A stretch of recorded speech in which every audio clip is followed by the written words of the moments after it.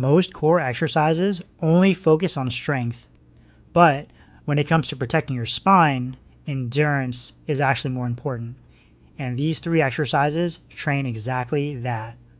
Let's go through the most researched spine stability exercises, the McGill Big 3. This is the modified curl up. You're going to first lie on your back, one knee bent, the other leg straight. Hands will go underneath the arch of your low back. Brace your core and then slightly lift your head and shoulders off the floor. You don't want to curl up, but it's going to be a lift. And then once you lift up the leg and your shoulders and head, hold for 10 seconds, then relax. Some key cues you want to keep in mind are you're not crunching or flexing the spine. It's a lift, like I said. The movement is going to be small, so this is not a sit-up. And then you want to think about bracing and lifting instead of curling. So this is going to work a lot of the muscles in the front of your stomach, so like your rectus abdominis muscles.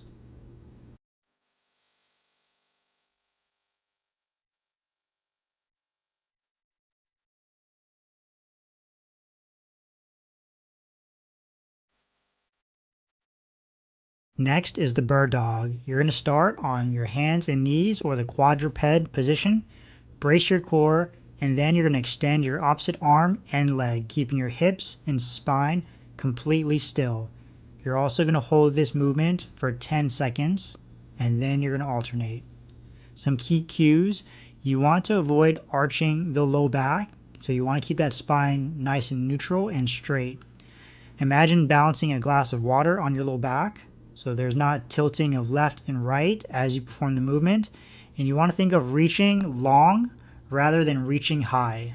So this is going to work a lot of those posterior or back muscles of your core, like your erector spinae.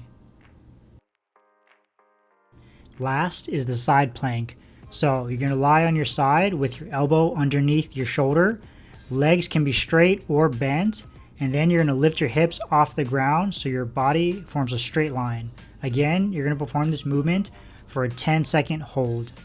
Some key cues here are you don't want to let your hips drop or sag. Your shoulders should be stacked on top of each other as you perform the movement. And you're bracing your stomach like someone's about to hit you in your stomach to keep your core engaged. This is really going to emphasize working those oblique muscles, or the muscles on the side of your core. Let's go over some common mistakes people make. With the modified curl up, people often make the mistake of trying to do a full sit up or even a crunch. However, if you have a low back diagnosis or just low back pain, curling up, this may put pressure on some of the disc or structures of the spine. So you want to focus on trying to lift up, not curling. With the bird dog, people will make the mistake of overarching and reaching up too high as they try to reach towards the ceiling. And this puts a lot more strain on the low back as you create excessive arch. So instead, focus on reaching forward and back, so lengthening your spine, versus reaching up.